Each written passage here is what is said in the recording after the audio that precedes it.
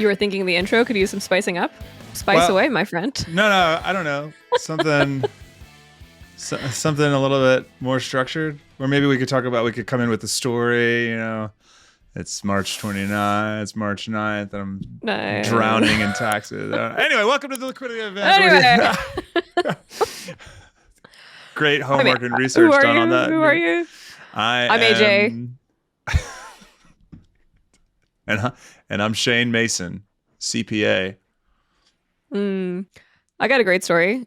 Speaking of Shane Mason, it's not a great story. I just wanted to shout you out for giving me a great birthday present. 2 years ago, you got me a cameo of Scott Patterson, who plays Luke in the television show Gilmore Girls. And he was obviously drunk, as most celebrities are when they do a cameo. And he read your script and went on all these tangents. And he was like, Shane Mason, that's a great name. Shane Mason. Shane Mason. Can we stop asking each other what we're reading? Because I literally have no time to read and it makes me sad. And every time I come in here this week, I feel bad about myself and my intellectual prowess dwindling. You know, there's a retirement concept about the mental health. And they say if you don't use it, you lose it with your brain, AJ, just a heads up. So you might want to pick a book up. Fuck off. People die earlier when they retire because they get. Oh yeah, because my brain has nothing to do all day. Because you got a my poor languid brain. Smooth brain is one of the best pejoratives for somebody. Look at this fucking smooth brain walking out. That's such a good razz. Oh man. I feel like I have a smooth brain today. I am an idiot. Oh, is there something that you wanted to talk about? No, I'm just literally... Speaking of smooth, don't you have some news to share with the class? I literally have no idea. Are you talking about my skincare routine? Your skincare routine? Yeah, I started my first ever skincare routine this morning at age 34. So yeah, great timing. I was watching a YouTube video of a guy explaining skincare, and he's like, "All right, man. So I know you're in your late teens now or in your mid 20s. You may be late to skincare. It's okay." I was like, "Wait, what?" I was like, "Oh shit." Dude, you got to listen to the podcast Dewey Dudes. Dewey Dudes is like the dope woke male skincare podcast. It's very cool. And their Instagram is very funny. Yeah, I mean, if you're doing a skincare podcast that I'm going to listen to, it better be fucking funny. Otherwise. It's very funny. It's very good. You will like it. I mean, the whole concept is funny. What are you doing for fun? I'm going through a life event is what I would categorize it as without sharing too much information. So one of my boys is in town, and so the rest of the boys here in LA and I have been getting together and having sessions, as we call them, where we hang for an extended period of time. We've been playing a lot of Mario Party and session out. Yeah. Your boys have some tax questions for you? Do they lean on you pretty heavily during tax season? I was walking into this to record this, and my buddy was like, he's an editor. He works at a day rate, and he just wrapped the Andy Warhol documentary. I'm going to plug his doc right here, Stephen Ross. Just wrapped the Andy Warhol doc, dropping on Netflix today. Ooh, boy. Oh, today? Yeah, it's today. He's pretty anxious about it. Damn. Hope he didn't fuck it up. Yeah, exactly. He's been working on it 7 days a week for 2 years. Anyway, he was like, "Oh, I just noticed, I called them up and I was like, hey guys, I think you might have missed one of my checks." And they were like, "Oh yeah, we actually did miss one of your checks." He was like, "Yeah, I got my money today. Finally." It was $20,000. It's like, dude, you didn't recognize that you were missing $20K from your job? He's a freelancer. I was like, come on, man. I was like, well, the taxes on that are going to be X, Y, and Z. He's like, "Oh no, this is pre-tax, or this is after taxes." I'm like, wait, what? So you just told me that his income was the amount after tax. Well, how much did you make? How much was the gross income? He's like, "Oh, I have no idea." What the Interesting. fuck? Employee? What's happening? What's going on? Exactly. No one knows what they're doing. Why is it so hard? How can we make it easier? Everyone needs help. Even the best friends of CPA financial planners, they need a little help from their friends. It's hard. It's too complicated. Everything's too complicated. What would be? Yeah, I feel like we in our friend groups are very useful. What is missing from your friend group in terms of use to you? Of use to me? Yeah. Oh, I mean, Like we got a great lawyer in our friend group. I don't have a good doctor in my friend group. That's what I'm missing. I'd like to know a nice GP who I can just call up and be like, "What's this whack rash on my back? Can you take a look at this?" I mean, all of my friends are dirtbags, and all of our clients are incredibly talented, like professionals. That I should probably do a little musical chair situation, do a little switcheroo, get some Clients, if you're listening, Shane. Actually, I would like to hang out with most of you as well. I am platonically single, so looking for friends with master's degrees that are not MFAs and at least $500,000 in equity compensation. Yeah, Jesus Christ! I like board games, hikes, and dogs. Let's go. Oh boy. I don't have a good segue, but there's a war going on in Eastern Europe right now, which is obviously occupying a lot of space in our minds. And, we have great, it's just so painful to see all those pictures coming out of the Ukraine. A little bit of good news, though. A company that we love and use, Grammarly. I'm sure a lot of our listeners are familiar with Grammarly. The two founders ceased their operations in Russia and Belarus. And they basically Can you pronounce their names? Say their names. I'm going to try Max Litvin and Alex Shavenko. I'm going to guess are their names. Awesome. Yeah. Thank you for saying their names. What'd they do? Yeah.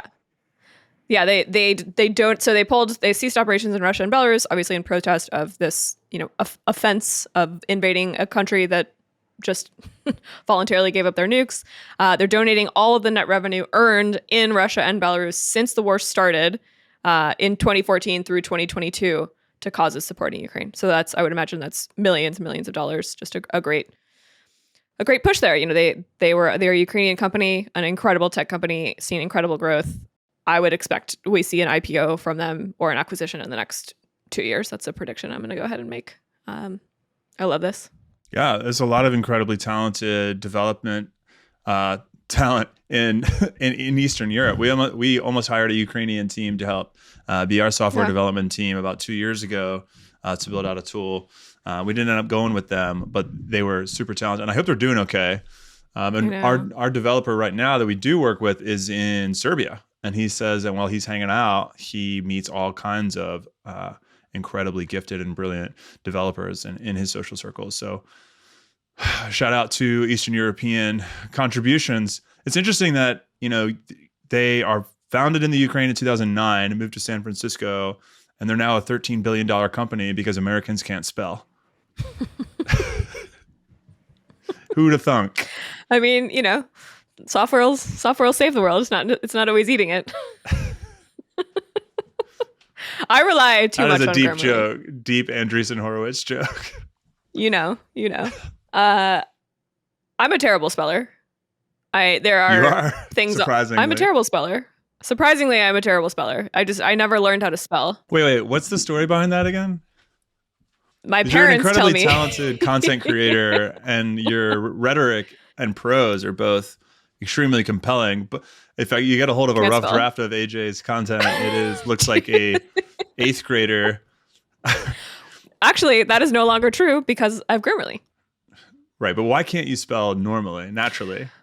I'm told it's because I was in an experimental public school in Laurel Canyon in first and second grade, which is really when you learn how to spell words. And we were taught creative spelling, which is basically just like sound it out and figure it out. I was never actually taught how to spell properly. Sounds like somebody was homeschooled for a year and mom was like, "Hey." No, it wasn't homeschool. It was very experimental. It was a class with kindergarten, first and second grade all together in one class, like learning together. I think I might have been a couple of years behind. Wonderland Avenue Elementary School. Anyways, what else we got here? Ooh, 10b5-1 plans. My fave. Hair flip. It's such an interesting mix of nerd and Barbie doll. What the fuck? Oh yeah, wait, should we bring Tax Bimbo? Not yet. The audience isn't ready for Tax Bimbo. What's a 10b5-1 plan? That I don't have I'm too Okay, smooth fine. brained to have a joke this morning. Help us out. Give us the actual definition. Oh, and actually, I was going to think of a joke. The actual definition: a 10b5-1 plan is an agreement between someone who works at a company who has information about that company, and it is a written, signed legal agreement to sell certain shares of stock at certain dates and potentially at certain prices. So the gist is, you're the CEO of a company. You probably know things that the public doesn't. You know the strategic vision of the company. You probably know the 5-year plan. So you would be guilty of insider trading if you made your own money off of secret things that no one else knew. So 10b5-1 plan is, hey, before I build this plan, I'm just going to say, I'm going to sell 2,000 shares of this stock every month on the 15th for the next 5 years. I'm going to diversify. Here's how I'm going to do it. But you can't sell any of that stock outside of the 10b5-1 plan. You are locked into that agreement until you cancel it. That was not a short definition, but it's kind of a complicated concept. Yeah, I lost you there. Can you run it back? Shut up. Shut up. It's like we got to think of a good analogy for a 10b5-1 plan. It's a commitment. It's like, I'm going to do these things. Where else in life do you say, I'm going to do these things on this exact date? No matter what happens And then in between now no matter and what then. happens, and then you have to do them. Marriage. Death. Send out a save the date. We're getting married on this date. Unless we cancel it. Anyways. I'm going to a wedding this weekend. Yeah. Very excited. Someone's got veils on the brain, on the smooth brain. But 10b5-1 plans were in the news, which is always very exciting when we see obscure equity compensation laws make headlines, because a couple Pfizer and Moderna executives actually in August of 2020 were in the news because they made a bunch of money because they sold stock, coincidentally, on the same day that a press release went out that the vaccines were coming along and would be ready early in 2021. So there was all this hullabaloo, but it turned out that these executives did have a 10b5-1 plan in place that had been in place before the vaccines were approved. And it just happened that the press release went out on the same day. And they said that they could not control the timing of academic studies. And it was just a happy coincidence that they made a bunch of money on the exact day that the stock price shot up.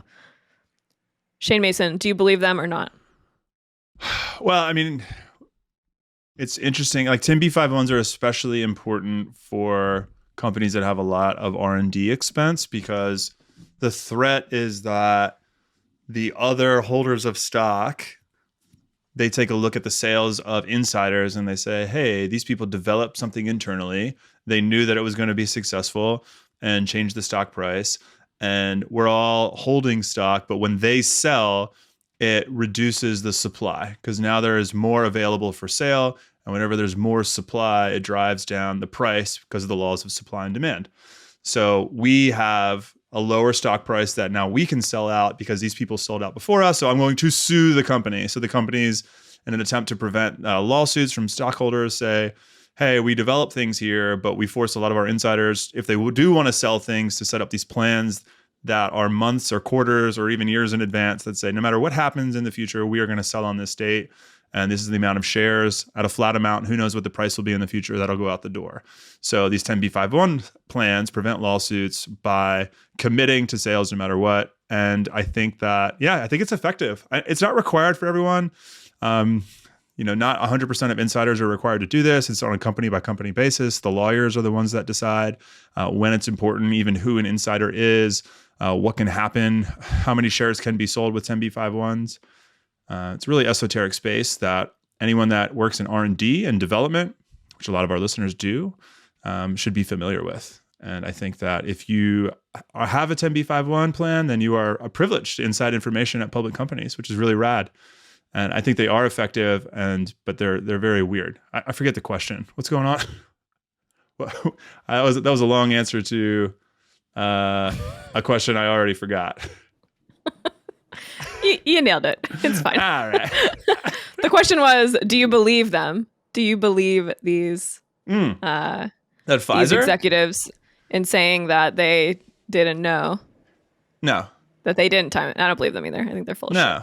Yeah, I'm sorry. That's the short answer. No. Did you know that? So this article, this Glass Lewis article, says that specifically they include a written formula, algorithm, or computer program to determine the amount, price, and date to be sold. I was not aware of that. I was not aware that these executives were using algorithms, formulas, and computer programs to determine when they should sell. I was under the impression that they got to choose, but maybe we just don't work with high enough level folks yet to know that there's a possibility where they wouldn't even get to choose when they sell, that it would be up to a computer to determine. No, that is a boomer PR executive that doesn't know what Excel macros are. Algorithms? What the fuck? No, you pick a number of shares and you set it out. It's arithmetic. Come on. That's like dropping AI and machine learning into every single pitch deck that ever goes to a VC just for the sake of having it in there. You got algorithms that help you. Yeah, it's called a formula in Excel, and you drag down in the bottom right corner and it creates a trading plan. Get the fuck out of here. Next. Sorry. Wow. Okay. I don't know. I don't know. You think that there's... I mean, we're basically building one. We're basically writing one with our tech tool. We're basically writing a formula that can optimize a trading plan for taxes. Yeah, but they're not... I don't know. Sure. They have an algorithm. That's a subjective word. Confirmed. We have an actual machine learning expert designing constraints and, a long list of constraints. I mean, it's just constraint. I guess that's an algorithm. I don't know. Somebody write in. Somebody send us an email. Is an algorithm just a long list of constraints? Yeah. In arithmetic. Speaking of a long list of constraints. Ooh. Is LinkedIn the best social network out there right now? Oh, wow. Jumping ahead. What a segue. Well, I thought LinkedIn was a dating app. So this is explaining a lot to me on why I'm not getting any responses to my connection messages. But no, that is not funny. That is not funny. You have to apologize for that. You never know. Because women are actually harassed on LinkedIn all the time. I mean, women are harassed everywhere. It's not like I'm oblivious to that fact. Anyway, so you thought it was a dating app. I love LinkedIn. I used to love LinkedIn. There was like a golden age of LinkedIn about a year ago where it was a great place to learn about new tools, listen to interesting people. And now my entire feed is just flooded with HR professionals arguing about whether people should publish the salary and job descriptions. So that's an algorithm. That is an algorithm. Algorithms ruin LinkedIn, just like they are ruining LinkedIn, like they ruin every feed. Just Facebook for sure. Yeah. Give us the chronology. I don't know. I don't understand why they use algorithmic. For engagement, of course, and selling ads. But LinkedIn has such a cool revenue model that it was supposed to be. Sorry, there's a dog coming in the window behind me. There's some really intense panting behind you. Dogs. For those listening and not watching, there's a dog breaking and entering into Shane's apartment right now. Oh my God. Yeah, he'll be fine. He's good. Oh my God, he's gonna make it. He really is coming in. Bear, get out. Oh my God. Bear is a true smooth brand. He's a foster dog. He's a child of incest. So he's a cute boy though.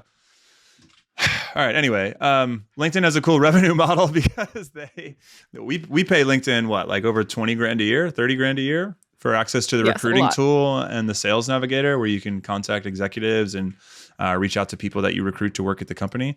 Makes a lot of sense when you're growing really quickly. Not a lot of sense for smaller companies. I would say great success with that. Actually, one of our newest financial advisors, Caitlin, came through a LinkedIn posting. She actually didn't even apply to the job. I just, through the creepy technology, saw that she was like looking at it, and I was like, oh, who's this incredibly credentialed, qualified person who is peeping our Brooklyn FI's page on LinkedIn, and reached out to her, and now she works with us, and she's awesome. Yeah, so they have all these ways of monetizing. Wow. What a day on the pod. Anyway, LinkedIn doesn't need to rely on the same amount of engagement to drive advertisement and rage that you see on other platforms such as Instagram, Facebook, and Twitter because it has the other revenue streams. So it was the best for that reason, is my expectation or my assumption. But it's a bummer that the algorithm is trying to drive engagement to the point where I think your feed, I never look at my LinkedIn feed because the word feed is dead to me when it comes to an app. But it is like all HR professionals that are bitching about employment practices, which I kind of get and I kind of don't get at the same time. What are you seeing? I'm seeing a lot of like someone posting a story, like a heartwarming story about how they negotiated for more money, or like transparency, or like this. And then it's a bunch of HR professionals being like, yes, see, exactly. This is what you need to do. And it's like, employers, you guys are evil and you're doing it all wrong. And as an employer, I'm just like, we're trying, man. Like everyone's trying their best right now. Like it's a lot of like whining. It's not productive. Whereas I used to actually find interesting articles. I used to find a lot of tech, actually. I would like get great, just like Instagram has my number in terms of like, you know, vases and sweatshirts I should buy. Like LinkedIn had my number in terms of like tech that we should buy to improve our business. Like a lot of the tech we use came from things that I saw on LinkedIn. And now I just ignore it because it makes me angry. Speaking of ignoring tech, did you see that Betterment is allowing cryptocurrency on its platform? I did see that. Yeah, they acquired Makara, which is a crypto trading platform. So now if you are on Betterment making good financial decisions, you can start making bad ones. Good one. When I heard this, I immediately thought of Steve Buscemi walking up to the kids with a skateboard over his back and saying, "Hello, fellow teenager." This is one of the best memes ever. That's a classic meme. We should just do a whole podcast where we just have a PowerPoint presentation of our favorite memes and explaining them. Sounds like Brooklyn Five's TikTok. Yo, SEC, what do you think about that?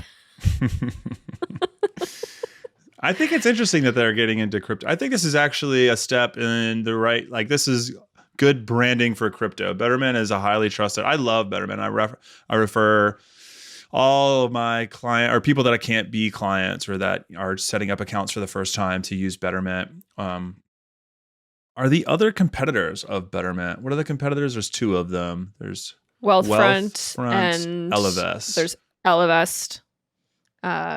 Yeah, I don't think either. I think is Wealthfront in crypto? I don't know. We'll have to do a deep dive there. Yeah, I mean, I kind of agree. I think if anyone is going to introduce crypto to those who are not familiar with it, they're going to do it well, and they're going to say, you know, crypto is an alternative asset that could be part of your portfolio. You know, they can give those. They're all about behavior, so there's going to be nudges about like, oh, looks like you're going all in on crypto. Did you mean to do that? Because it's a very volatile asset class. Like I trust Betterment's editorial and behavioral nudges to like do it well. Yeah, I agree with you. Speaking of social media, I rarely agree with you. Speaking of social media and how it can get worse, like when your parents get on Facebook, no, the kids don't use Facebook anymore. And like everyone's parents are getting on Instagram now. So I'm seeing people shifting over to TikTok. When you can buy crypto in your Charles Schwab account and on Vanguard, are we going to see less headlines around, you know, we already see it in Betterment, which is like a bridge to a traditional brokerage or a big custodian like TD Ameritrade. Like once Bitcoin is easily traded there, is the hype gone? Or and people are shifting over to NFTs now is the TikTok of crypto. Oh yeah, there's an NFT vending machine launching in New York City. That's cool. Do you talk own any about NFTs? This? No, we don't. I don't want to talk about this. Do you own any NFTs? That's a dumb question. I know you don't. No, I was trying to think of what was there's a lot of great acronyms for NFT. I don't for NFT. No, the best one is. Oh boy, here we go. Forgot to pee after sex, so I don't get an NFT. That is a good one. All right. Anything else that you want to grace our lovely listeners with? Oh, well, we still haven't talked Waymo. about this the Ethereum that was stolen via while we're on NFTs and Bitcoin and all that, the Ethereum that was stolen. Wait, did we talk about this already? I don't think so. Nah. There's $323 million in Ethereum stolen from a cross-chain protocol wormhole. That sounds secure. This is a crypto wormhole. I mean, I'm down for wormholes. But I like my wormholes in my science fiction novels, not in my banking. Yeah, I prefer to visit foreign solar systems. Yeah. I don't know. This is a step in the wrong direction for the. No, it's like with the decentralization with like DeFi, like comes the consequences. We just keep talking about this. I feel like we're on a soapbox, but it's like you wanted it deregulated. Okay, it's deregulated, and then when someone steals from you, you want to bring in the regulators. It's just it's magical thinking. It's like it's not how it's gonna go. Sorry. Yeah. I feel like financial advisors talking about crypto are like dudes in New York talking about how crazy the Wild West frontier is. And then occasionally someone strikes gold. That's the best analogy I can think of. Like, why are they out there doing that? And then occasionally you find California, right? Like, I don't know. Like it is a frontier and it's easy to sit on a soapbox and talk shit about it. And I hope that, all this innovation leads to something useful. We just haven't seen it yet. And shout out to the pioneers that are getting backhanded left and right. That are getting $323 million stolen from them.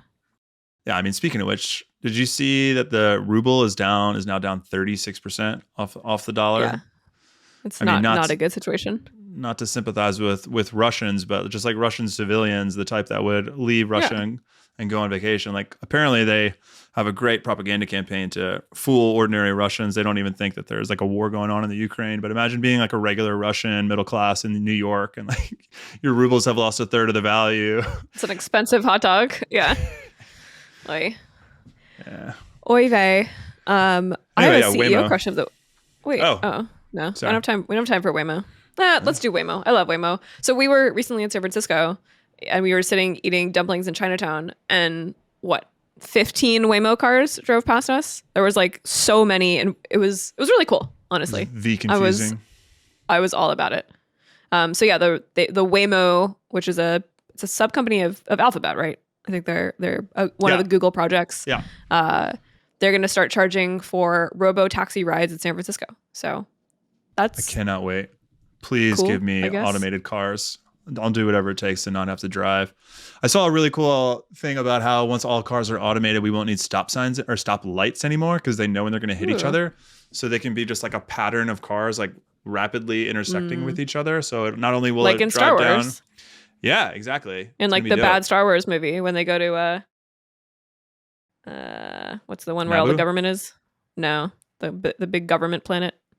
I don't know. Anyway, I fall asleep in every Star Wars movie I watch. Not that cool traffic patterns. Yeah. All right. Waymo's cool. Looking forward to a robotic future. Thanks for listening, folks. This has been the Liquidity event. What an outro. Wow. You can email us. Seattle's already got its grips in you. Fucking playing a Nirvana song on the way out of this one. Smells like Liquidity event spirit. Anyway, leave us a voicemail. We'll play it on the air. podinbox.com/liquidity event. Notes on this episode, brooklynfi.com/episode 33 and a third. Just kidding. Just 33. Thanks for listening, folks. Talk soon. Bye.